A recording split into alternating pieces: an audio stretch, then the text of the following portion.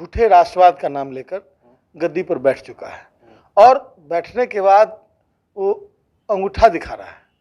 दलाल लोग थे, उन लोगों को शोषण की सत्ता अंग्रेजों ने सौंप दी। उन लोगों का खून जिसके रमनी में धमनी में दौड़ रहा हो उसे क्या डर लगेगा। हमारे को क्या जरूरत है, जिसको फरियाना है मैदान में आ जाएगा। चुनाव आ ही रहा है सामने, इस मैदान में हम लोग दिखा देंगे कि वो कितने पानी में रहेंगे। अमर शहीद जगदेव प्रसाद की जयंती समारोह का आयोजन होना है पटना में 1 फरवरी को और हजारों की संख्या में लोग आएंगे। इस वक्त हमारे साथ आलोक मेहता बिहार सरकार के मंत्री मौजूद हैं, जो कि हर जिले में जा रहे हैं, घूम रहे हैं, अमर शहीद जगदेव प्रसाद की जयंती समारोह मना रहे हैं। क्या मैसेज देने की कोशिश है? मैसेज देने की कोशिश है कि समाज का जो दबा तबका, जिसकी आवाज़ एक ज़माने में अमर शहीद जगदेव प्रसाद जी ने उठाया था, उस समय समाज पूरी तरह जागृत नहीं था। जो जिनके विरुद्ध आवाज़ उठाई थी, 100 में 90 शोषित हैं की बात उन्होंने की थी और उन्होंने कहा था कि 10 का शासन 90 पर नहीं चलेगा, नहीं चलेगा। ये बातें उन्होंने जिस समय के लिए कही होगी, लेकिन आज के समय उनका यह नारा काफ़ी प्रासंगिक है। ऐसा लग रहा है कि 10 मतलब शोषक वर्ग।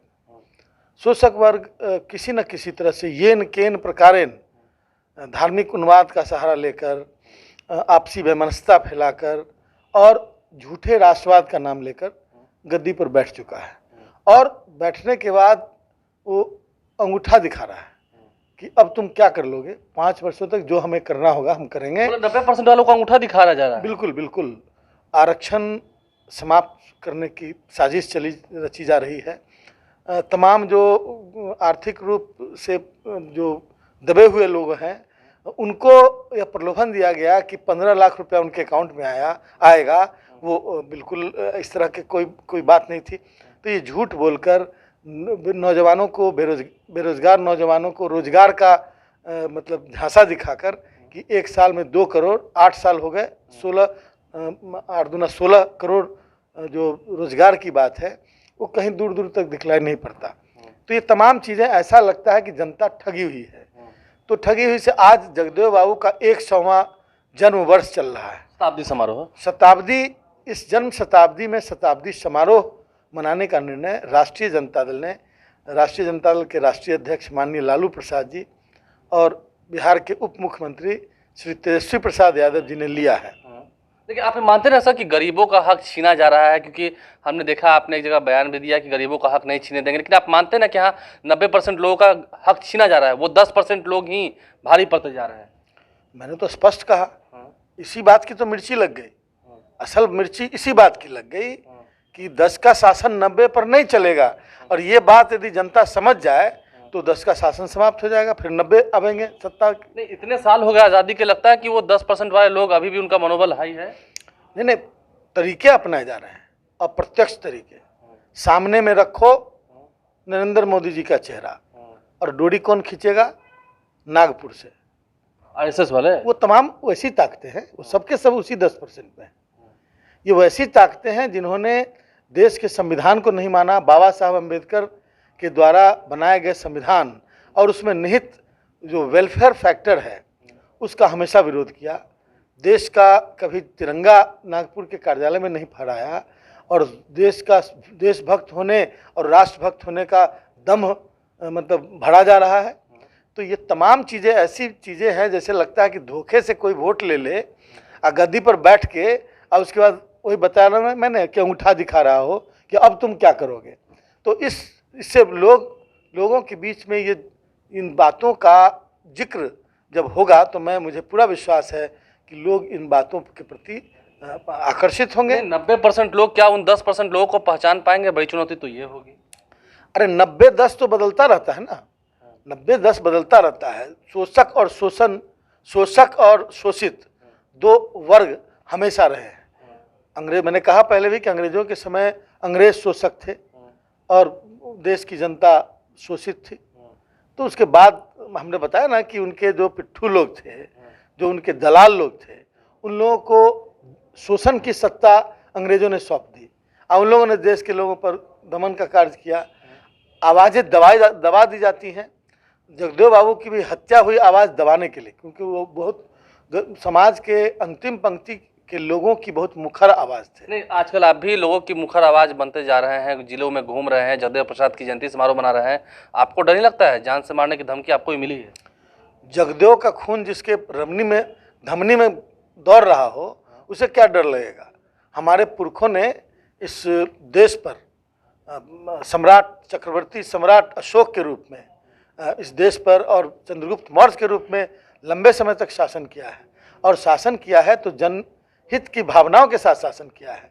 तो मैं समझता हूं कि हमें डरने की क्या ज़रूरत है। जिसको फरियाना है मैदान में आ जाएगा। चुनाव आ ही रहा है सामने, इस मैदान में हम लोग दिखा देंगे कि वो कितने पानी में रहेंगे, हैसियत बता देंगे उनकी। जो लोग देखिए, मैं हमेशा मैंने कभी किसी जाति का नाम नहीं लिया। अब आप जानबूझ के मसाला लपेट के परोस रहे हैं, तो ये आपकी गलती है ना। और नहीं तो मिर्ची तो कुछ लोगों को लग रही है ना। मिर्ची स्वाभाविक है ना, आपने देखा नहीं, मिर्ची लग रही है, और वो लोग पूरी तरह प्लानिंग कर रहे हैं कि हमारी बातों को अब जनता तक नहीं पहुंचने दें।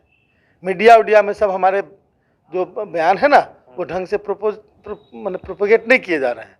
मैंने सभी मीडिया की बात मैं नहीं कर रहा, लेकिन वैसे मीडिया हैं जो लोग कल तक पैनल डिस्कशन में बैठकर और इतनी हैकरी भरते थे लोग, वो लोग सारे लोग परहेज कर रहे हैं आलोक मेहता के बारे में जिक्र करने से भी, क्योंकि उन्हें मालूम है कि जगदेव बाबू की बातें यदि जनता तक पहुंच गई तो फिर इनकी गद्दी खतरे में। एक और चुनौती है सर, अति पिछड़ों का वोट जो है वो बीजेपी अपने ओर ट्रांसफर करना चाहती है। लगता है कि ये हो पाएगा? क्योंकि कह रहे हैं कि अति पिछड़ों का विश्वास नहीं रहा महागठबंधन पर। ये ट्रांसफर पोस्टिंग कोई सरकारी नौकरी का ट्रांसफर पोस्टिंग है क्या? नहीं, वो तो कह रहे हैं कि जनता की भावना आहत है। अरे अति पिछड़ों के लिए, गरीब शोषितों के लिए क्या किया है महागठबंधन ने? कुछ किया है, काम कर रही है? नहीं, अति पिछड़ों और शोषितों के लिए उन्होंने क्या किया है? यहाँ तो आरक्षण मिला है अति पिछड़ों को, शोषितों को। उन्होंने क्या किया? वो तो आरक्षण धीरे धीरे समाप्त कर रहे हैं। जो रिजर्व कैटेगरी का आरक्षण है, उसके छात्रों का कट ऑफ मार्क्स सामान्य से ऊपर जा रहा है। यही तो कर रहे हैं। तो यदि ये कर रहे हैं तो फिर कैसे माना जाए कि वो अति पिछड़ों को आकर्षित कर पाएंगे? अति पिछड़ा कोई वस्तु नहीं है जिसको आप खरीद लेंगे।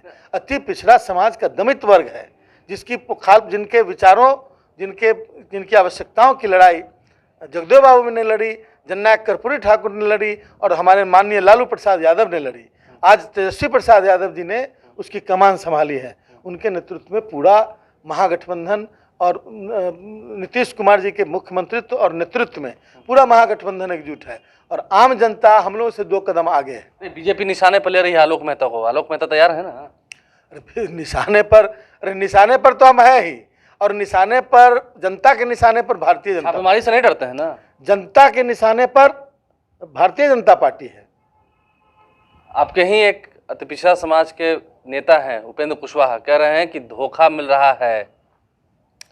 अब देखिए, वो क्या कह रहे हैं, नीतीश जी को चेता रहे हैं कि देखिए जिनके साथ आप गए हैं धोखा मिल रहा है। नहीं, मैं वही कह रहा हूँ ना कि वो क्या कह रहे हैं, ये उनका व्यक्तिगत व्यू हो सकता है।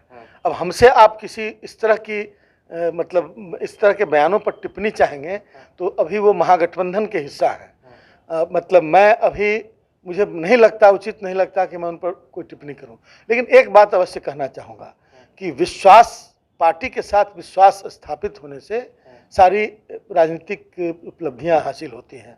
मैं समझता हूं कि मैं अपेक्षा करता हूं कि सारी चीज़ें ठीक हो जाएंगी। देखिए, लंबे समय तक आलोक मेहता ने संघर्ष किया और अभी मैदान में है।